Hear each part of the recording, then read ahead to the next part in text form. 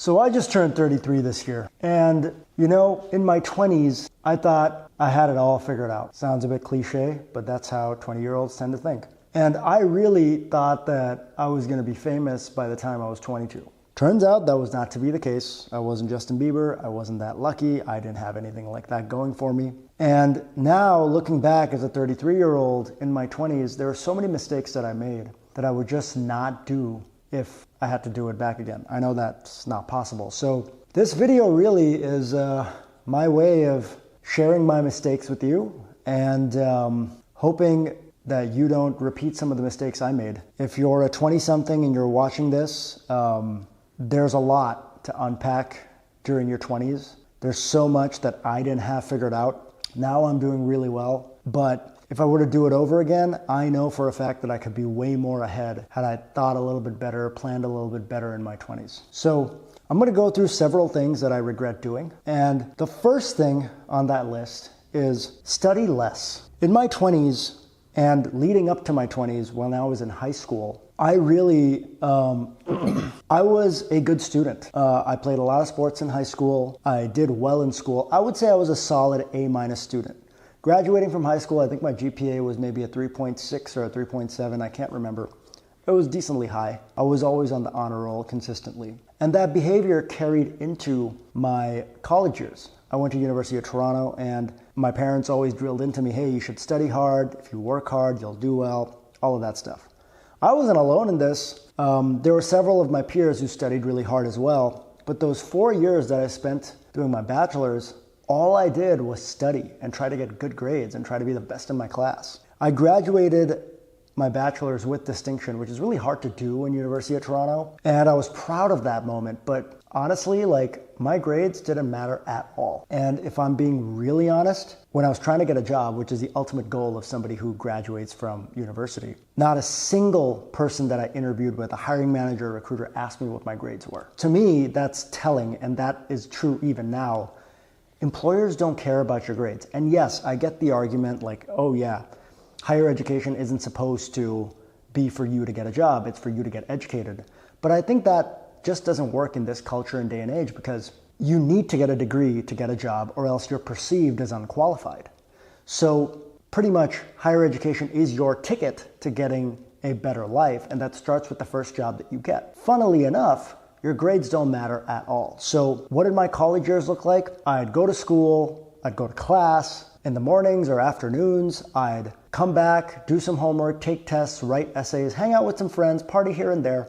But largely my life revolved around getting good grades. And I wish I didn't care as much about my grades. That leads me to my second point, which is I should have studied less and I should have networked more. I realized when I graduated from university, I didn't have enough people in my network who I could grow with. That includes friends, that includes acquaintances, that includes, most importantly, folks in companies that I wanted to get into, or folks part of societies or business societies that I should have been a part of. A lot of my friends were smart. Those who had jobs lined up after college, they networked very hard through clubs, school-related programs, volunteer programs.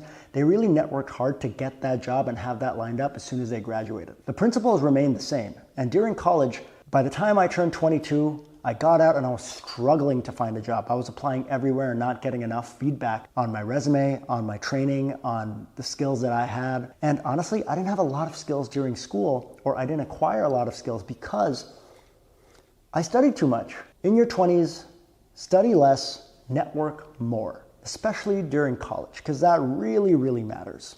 The next thing is save the majority of your income. And in my opinion, save 70% of your income or more every single month. When I first started making money after college, I realized I wasn't saving enough. I was spending it on stupid things. For example, I remember when I turned 23 or 24, I bought myself an expensive watch.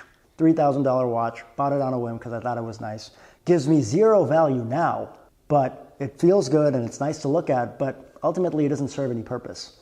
I should have invested that money into stocks or something like that, which would have yielded more returns over the long run. So definitely save the majority of your income. I was saving close to maybe 10 to 20% of my income, and over time that didn't yield too much. I also didn't compound invest in stocks and bonds and ETFs. I had no knowledge of that. I had no financial knowledge, and that really sucked. So save the majority of your income.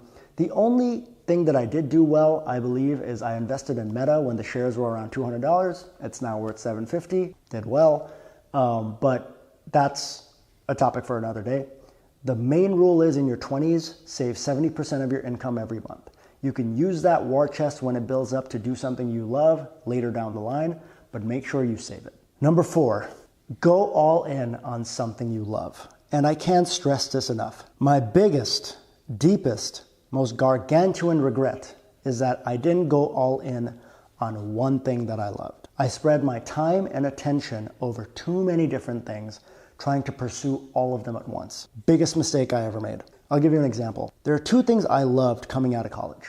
Those 2 things were cricket and music. And so, being the smart guy that I am, or the smart guy that I thought I was, I went all in on both of them. Not a smart decision. My days looked like me going to cricket practice in the morning, coming back to try and do work and make money, and then at night I'd spend all of that time trying to make music and write songs and release that stuff. What ended up happening was I was so burnt out without even realizing it, and I wasn't getting amazing at either of those 2 things. In fact, what I should have done, I should have just gone all in on cricket because I love that the most. I should have spent all of my waking days playing something I love because it didn't feel like work. But then I stopped doing that too because it wasn't yielding money and yielding actually monetary returns. And I gave up after like 2 years of doing that. Music, I continued for an even longer time, but I wasn't 100% focused on it. I was using and doing it mainly as a hobby because it yielded, again, no money. Those 2 things I continued for a long time. I still continue to this day, but had I gone all in on one of them and spent all my time on it for maybe 3 years or 4 years, maybe I could have been successful at it. Maybe I could have been a well-recognized sports star, a cricket star, maybe, I don't know. But I didn't go all in, I didn't put in the effort, and now, especially in sports, you have a shelf life. Your body is only capable of learning new things with muscle memory, getting good at something and retaining that information, and you need to be at tip-top shape in your youth to pursue that well. I'm now 33. In my 20s, it would have been a perfect time to explore and go deep, in depth, into pursuing one sport. Now, for those 20-somethings watching this, maybe you don't have to go into a sport. Maybe you go all in on one business. I would recommend that too. Like in your 20s, you can make a lot of mistakes. Sure, it's a time for you to make mistakes. But spend 3 to 4 years going deep on one thing. If it's a business, maybe a startup, you spend all your time doing that. All your energy should be going into building that company up, making the connections, making sales, whatever it is to build that up. And I didn't do that, and now I look back on it, I look at all my efforts, and they just feel kind of half-hearted. I didn't put in the time, so I didn't know if I was talented enough to become a cricketer. I didn't squeeze the potential that I had in myself for that one specific sport or that one specific hobby, which was music. And my final lesson is stop doing multiple things in your 20s. Your 20s are a time where you feel like you can conquer the world, but everybody's time is the same amount. It's a finite amount of time that you have and a finite amount of attention you can give. So I did so much during my 20s. Yes, you can say I have life experience. I went traveling a lot. I explored over 40 countries. I pursued cricket semi-seriously. I pursued music semi-seriously. I dabbled in corporate. I dabbled in startups. I did my MBA. I did my bachelor's. I did all of that. And yes, while I have so much life experience, I don't have, in my opinion, 1 or 2 achievements that are really stand out, that really go against the mold of what it is like to be extraordinary. I don't have that. Had I pursued maybe one thing and put all my attention into that one thing, maybe I would have something that really makes me stand out now, that sets me up for the rest of my life. But I don't have that. So in your 20s, stop doing multiple things. Now, that doesn't mean get rid of your social life. I'm blessed to have some great childhood friends and some friends I made in my 20s. But I would highly recommend you stop doing multiple things and focus on one thing that you're truly passionate about, that has the potential to make you money. And if you put your heart, soul, and total effort into it, you will see the returns. It will come. The hardest part is leaving that sort of valley of disappointment where you just don't see the returns coming yet. And for me, I couldn't leave the valley of disappointment. I just stayed in there and then I gave up. But if you're in your 20s, you need to have that mental power to get past that.